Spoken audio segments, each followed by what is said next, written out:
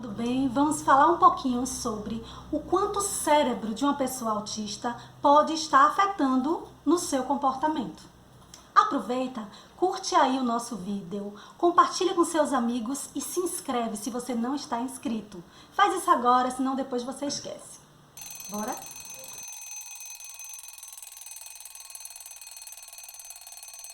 Dificuldades de comunicação e interação social de pessoas autistas tem algum motivo físico? A resposta é sim.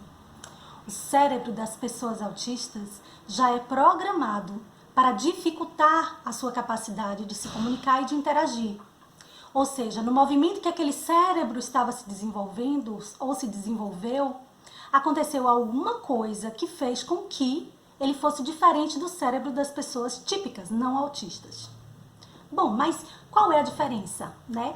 Estudos indicam que pessoas autistas têm menos ativação em determinadas áreas do cérebro que são responsáveis pelas capacidades sociocomunicativas, ou seja, pela capacidade de comunicação, inclusive comunicação não verbal, que é pré-requisito para a comunicação verbal, e também na capacidade de interagir com outras pessoas, já que utilizamos essa capacidade comunicativa para interagir com outras pessoas, além de outras questões que eu vou estar mencionando.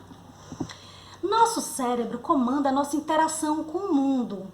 De acordo com como a gente percebe a realidade, a gente busca interagir com o mundo que nos cerca e interagir com as pessoas.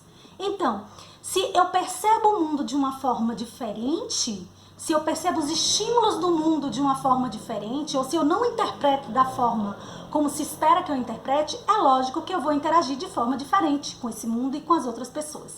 E é isso que acontece com as pessoas autistas. Ou seja, o fato das pessoas autistas demonstrarem uma certa apatia muitas vezes, não olharem nos olhos, não demonstrarem interesse por uma iniciativa de conversar com ela, ou não demonstrarem alegria quando você manifesta algo que poderia motivá-la ou diverti-la, não significa que ela está descontente com você. Não significa propriamente que ela não quer interagir com você, mas está muito relacionado à forma como ela percebe a sua iniciativa.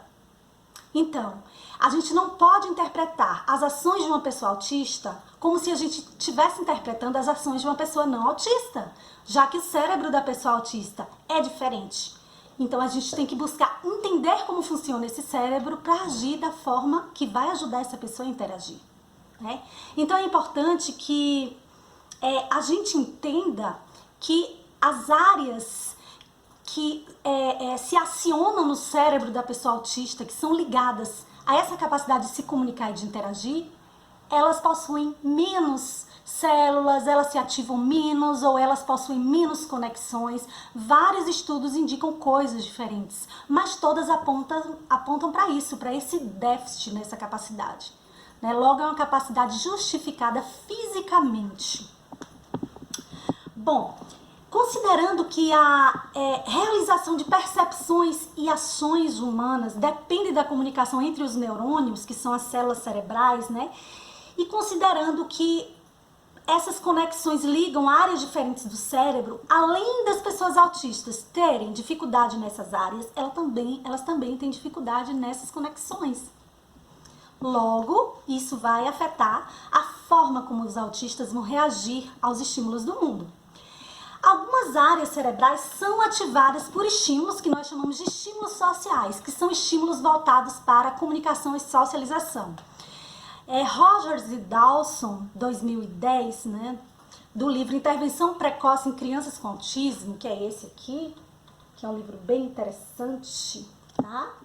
Da editora Liddell, vão dizer que 3 áreas são bastante importantes no desenvolvimento de habilidades sociocomunicativas, que são elas: o lobo temporal, a amígdala e partes do córtex pré-frontal.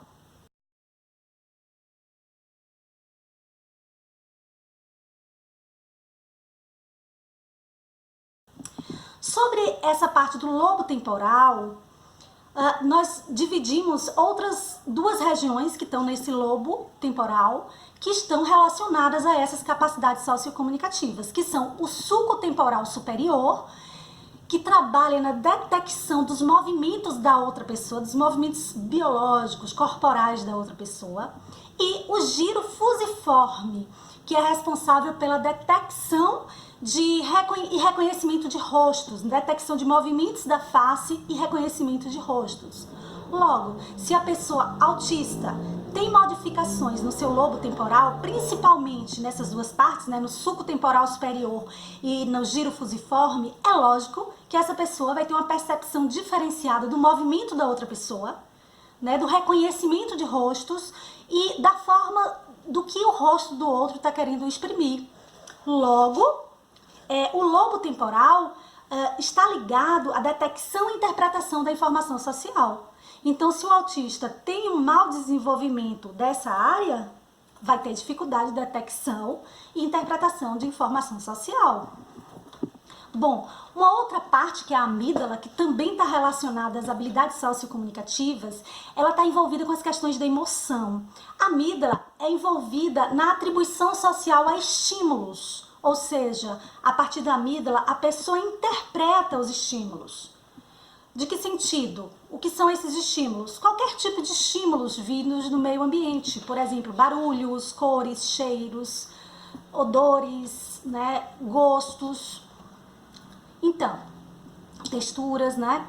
Então, se a amígdala está envolvida na distinção da percepção dos estímulos e as pessoas autistas têm um mau funcionamento ou mau desenvolvimento da amígdala ou diferenças nesse desenvolvimento, logo ela vai detectar de maneira diferente esses estímulos. Isso implica tanto na distinção de valor da importância do estímulo, por exemplo, ouvir um carro passando na rua de fundo e você está no meio de uma aula. Talvez muitas crianças não deem importância a esse barulhinho do carro, mas pode ser que para a pessoa autista, aquele barulhinho do carro passando, ela chame muito mais atenção do que o professor na frente explicando. Ela não vai distinguir a importância de cada barulho. Não é porque um barulho é mais alto, está mais próximo dela, que vai chamar mais atenção dela, né? E também a amígdala está responsável na identificação de se os estímulos são positivos ou negativos. Ou seja, se aquele estímulo é recompensatório ou se aquele estímulo é punitivo. Então, os autistas vão ter dificuldades de identificar isso também, né? Então, por exemplo, se vocês assistiram a série The Good Doctor ou assistiu o vídeo no nosso canal que a gente fala, né, alguns vídeos, tem um momento que o Sean, Dr. Sean, ele não consegue dormir porque a torneira da pia está quebrada e está pingando. E aquela gota caindo na pia da cozinha incomoda muito o Sean. Por quê? Porque a atribuição de valor, aquele barulho daquela gota caindo é maior, é tão superior para ele, que é autista, do que seria para uma pessoa não autista. As pessoas autistas têm dificuldade de atribuir, muitas vezes, um real valor ao medo. Então é muito comum que pessoas autistas se coloquem em situações perigosas, que possam causar medo em pessoas que não seriam autistas. Por exemplo, subir em lugares altos, mexer com animais perigosos. Por exemplo, quando o meu filho autista, que é mais velho, ele era pequeno, ele tinha o hábito de subir numa gruta da escola onde ele estudava. E ele constantemente fazia isso e enlouquecia as professoras com essa atitude, né? Porque era uma atitude perigosa, ele podia se machucar e ele não percebia. Então, normalmente, eu sempre estava quase que todos os dias na escola para receber bronca em relação a isso. Porque ele não atribuía esse sentido de que subir naquela gruta era algo perigoso. Uma outra região do cérebro que é importante no desenvolvimento de habilidades sociocomunicativas, principalmente no que tange a comportamentos, é o córtex pré-frontal. Não é todo o córtex pré-frontal, é uma região específica do córtex pré-frontal. Essa região é responsável por inibir comportamentos inadequados, por regular o próprio comportamento da pessoa e também por planejar comportamentos.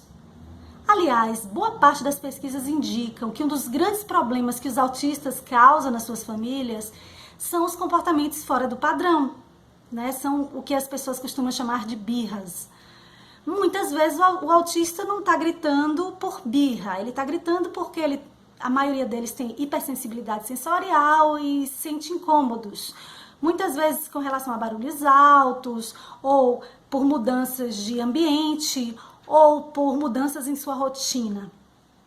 Mas parte desse comportamento está ligado a essa estruturação dessa área específica do córtex pré-frontal, ou seja, é natural que um autista tenha problemas em relação à inibição de comportamentos inadequados, com relação à dificuldade de autorregulação de seu próprio comportamento e de planejamento de ações.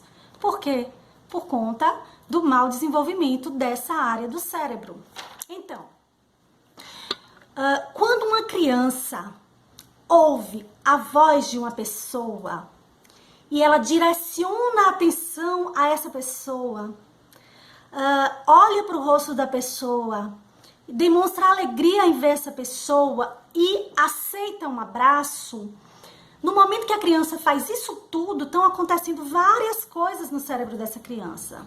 Parecem ser gestos muito simples, muito bobos, mas no momento que a criança ouve a voz de uma pessoa e direciona a sua atenção, né, e faz tudo isso, ela mobiliza todas essas áreas que a gente estava falando. Ela mobiliza o giro fusiforme, porque essa região que faz a criança perceber e reconhecer o rosto da outra pessoa como alguém familiar. Ela mobiliza o sulco temporal superior, porque essa região faz a criança perceber e interpretar os movimentos de abrir os braços para receber um abraço. Ela mobiliza também a amígdala, né, que faz com que a criança detecte o estímulo da pessoa como algo positivo, como algo agradável, que faz com que aquela criança fique alegre, né, e que também vai aceitar esse abraço, né? E é essa região do córtex pré-frontal que vai fazer essa criança não ter reações negativas em relação àquela pessoa e, ao contrário,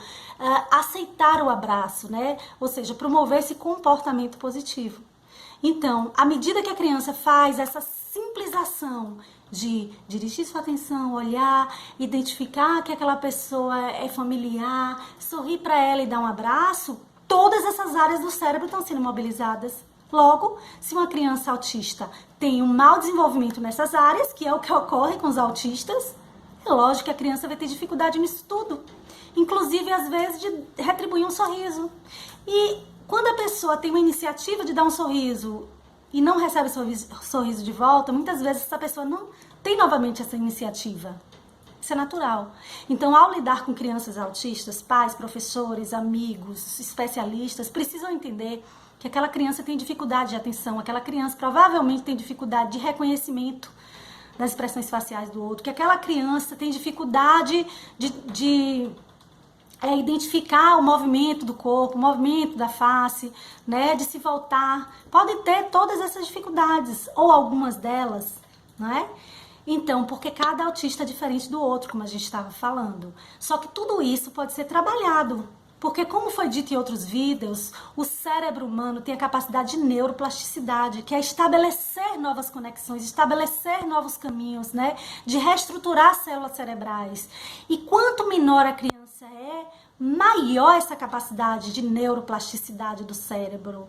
Então, as terapias, os tratamentos, junto com o apoio da família e da escola, o que pode ajudar aquela criança? A reprogramar o seu cérebro. A gente não, como a Mayra Gaiato, ela colocou num vídeo que eu assisti, a gente não pode mudar a genética da criança, né?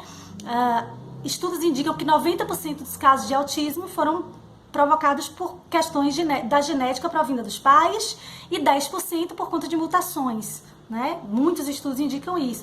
Então a gente não pode mudar a genética da criança, mas a gente pode reprogramar o cérebro, né? Olha que lindeza, que riqueza isso que a natureza nos proporcionou. Então vamos cuidar de nossas crianças, vamos trabalhar com elas, vamos ajudá-las e incentivá-las. Inicialmente aprendendo sobre autismo, entendendo melhor para poder agir da forma certa. Não esquece de curtir nosso canal, passa para os seus amigos, se inscreve se não está inscrito. Um beijo e até a próxima.